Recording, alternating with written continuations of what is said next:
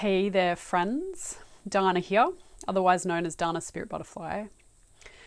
Today I'm offering a video. This is a video to inspire you, hopefully, to see the world through a new lens or a renewed lens, to reconnect with your sacredness, with your own voice and your potential, seeing yourself in space and time so that you may feel more aligned, for lack of a better word, more aligned with your vision, more aligned with where you resonate most, and hopefully feeling the environment in support of you, merging to support you.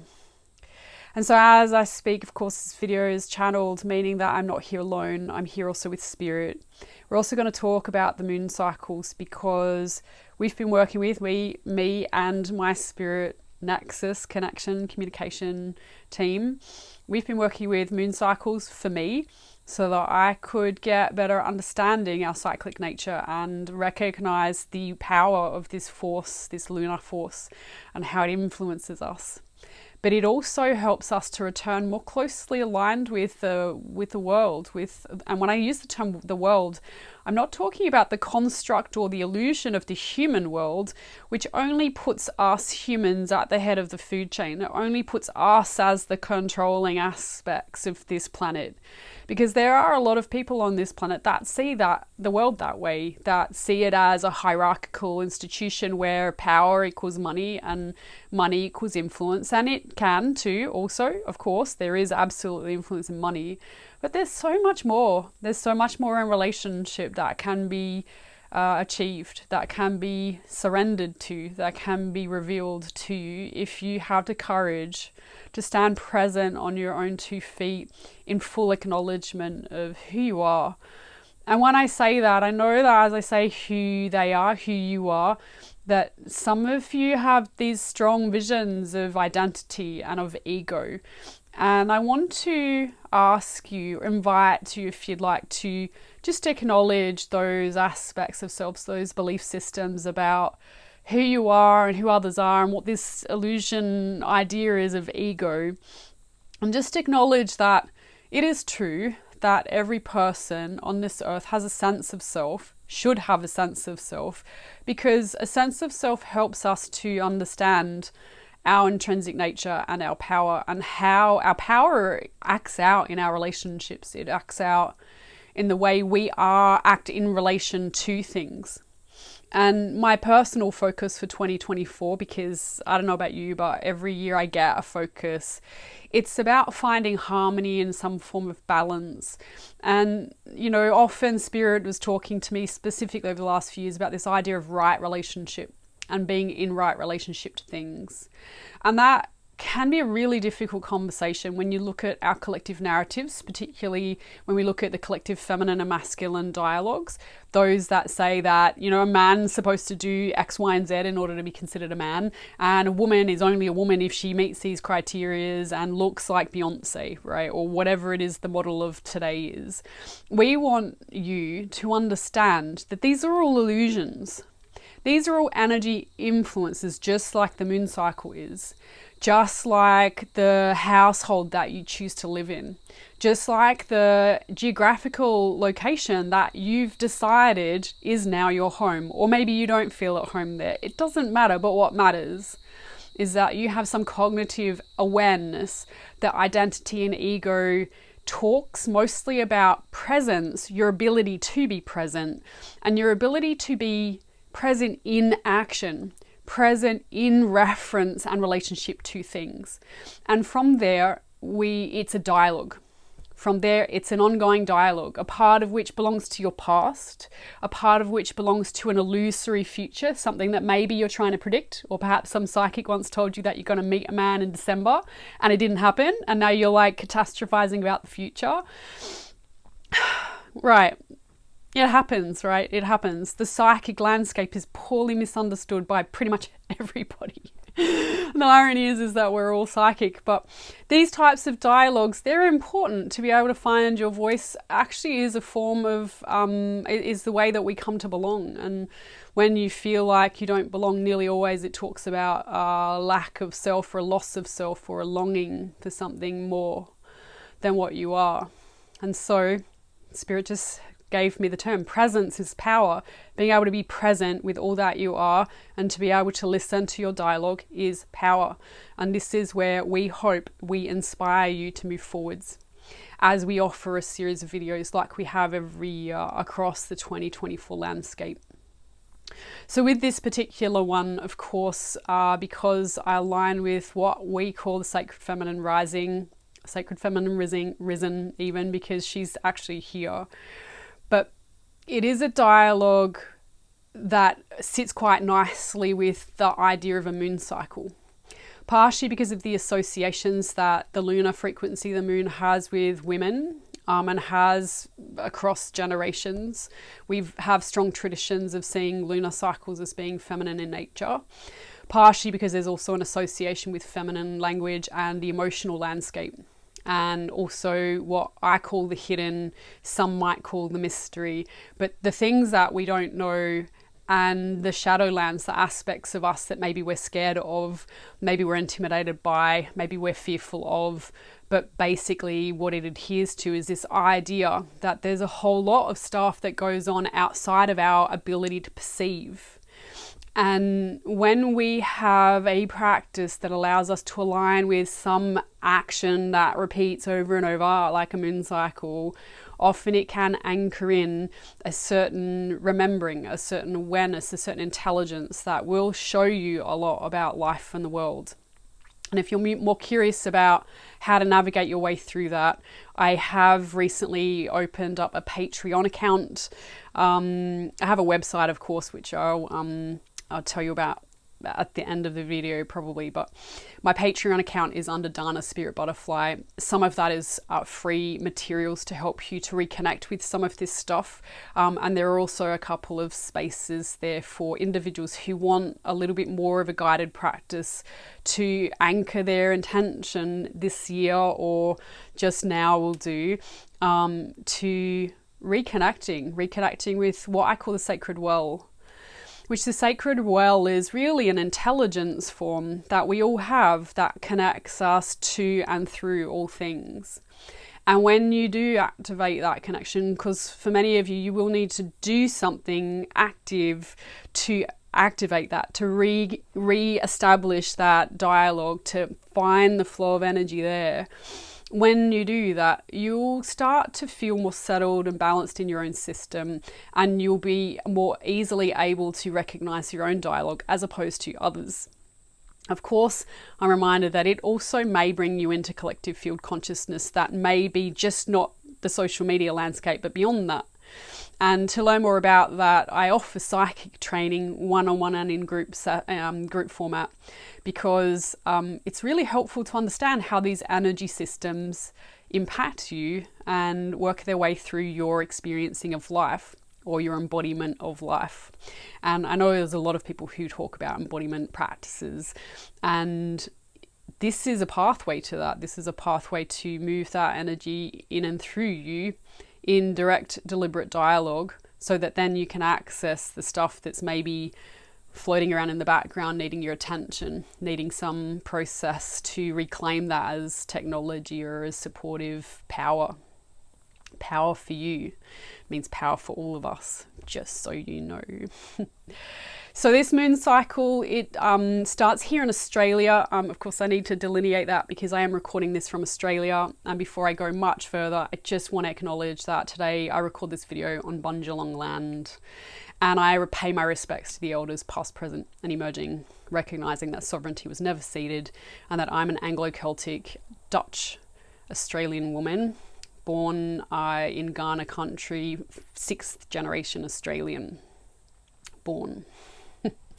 Just so you know, just for those of you who are sensitive to cultural misappropriation, this is my land, this is my country at the moment, this is where I am, and I work quite closely aligned with the land spirit because it's the right thing to do.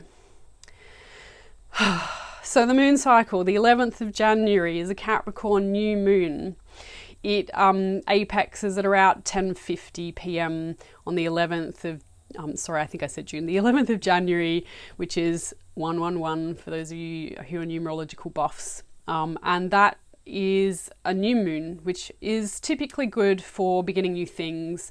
As it is the first new moon of 2024, it has a certain potency and energetic that is really great for manifesting certain things. And so again, if you'd like to know more about that practice, you can check out my Patreon work. But the energy of that, because it is a Capricorn moon and it is during a Capricorn solar sign, it really talks a lot about anchoring and grounding your sense of self. It talks about getting things in some form of order. And so if at the moment you're getting a craving or a deep desire to stabilize your life or to come up with maybe a plan for the new year, this is ripe for that. This is a great time for that.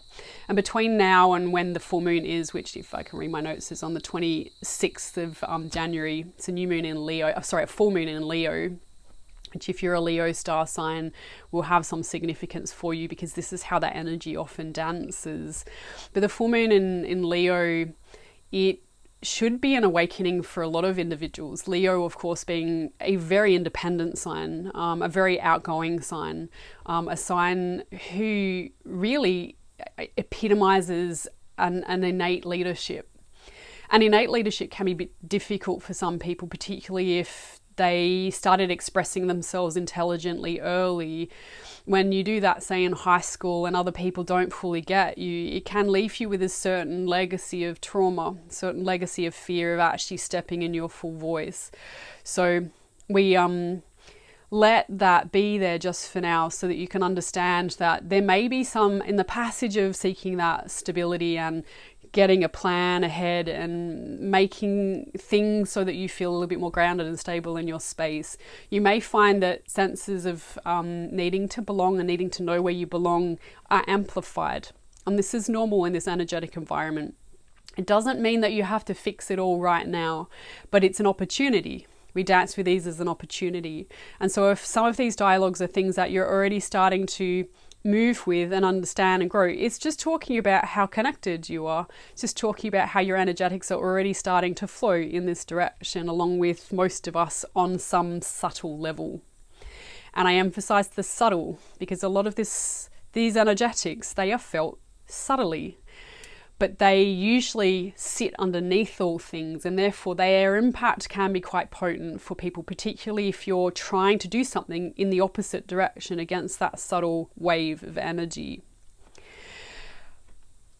We also transition into a solar sign of Aquarius around the 20th of January, and that is important only in so much as we hit the Leo full moon. Aquarian energy is very air focused and very chatty, so it basically can leave a lot of people feeling quite high and feeling quite fast in the way that they move. And Spirit is reminding me that because of all of the chaos of the last few years and how much stability was lost from so many people's state of wellness on a fundamental level, now's not really the time to move that fast. Now is time to see the journey as being ever changing, and knowing that, hopefully remembering that anything that you're dialoguing with now is always going to be some transitory on some level. You know, it's just for now. It's important maybe to anchor some of this conversation in a journal or something that is concrete, but only in so much as it starts the process of assuring your system that you're doing something about the energy that feels a bit frantic and it feels like you need to make a lot of decisions. The things with the Aquarius energy, though, is also that the Aquarian energy is also very good at intellectualizing or rationalizing emotions. And I just recorded some videos for my Patreon group, and Spirit was reminding me about how we are here to inspire intuitive practices that offer an alternative to the rational way of working. But when I say that, I know that I've personally also journeyed with this for quite some time, that the rational mind in itself is a tool. It's not to be demonized or shamed. It's useful when it is used to hold a certain level of awareness to allow energy to flow through, which would be your intuitive voice.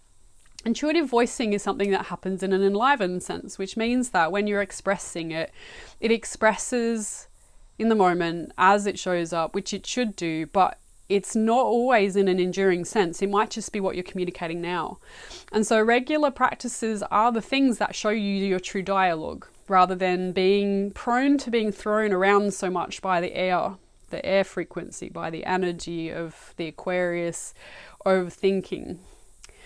So, and particularly if you are a fire sign, you may jump a little bit too soon into legacy trauma and issues that need dialoguing but aren't ready or ripe for you to fully accept as belonging to you. So our advice here is, particularly during this cycle, is to go slow.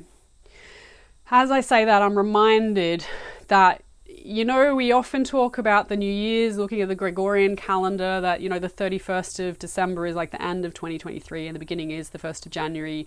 True, and also there's a certain amount of space and time in your favor where you do get a little bit more opportunity to figure out what it is that is going on with you and what you want to set your sights for 2024. And as I say that, it's because we're leaning into this idea of the Chinese New Year, which a fair proportion of the population of the world celebrate. And when you do have anything that is celebrated by a fair proportion of the world, you're always going to have some level of influence over the collective field generally. There'll be a powerful hook of energy that we can use to our advantage if you know how. How do you use that to your advantage? Well, it really is just about not being in a rush to fixate on what it is that 2024 is about. It's about opening up to potential, knowing that there's new coming through between now and then that will continue to show you perhaps different variations of the same theme with permission for you to have some level of choice in what it is that you dedicate your focus and attention to. And Spirit often, you know, talks about how we do sacred practices in order to reveal where our intentionality is best lying, which allows us to direct our compass towards a particular direction. And as we do that, it actually helps with energy flow to continue to head in that direction. Failure to do that sometimes can leave us feeling a little bit ungrounded and unsteady. And so use this time appropriately. I like to do a lot of writing around it and work intentionally, but you know, you do you.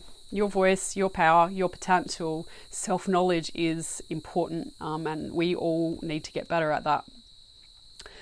So before we slowly start to wrap up this video, very slowly, I also just want to indicate that around the 2nd of February, give or take, depending on where you lay, is a Celtic celebration of Lammas or Lughnasadh here in the Southern Hemisphere, and the equivalent in the Northern Hemisphere is Imbolc or crystal Candlemas.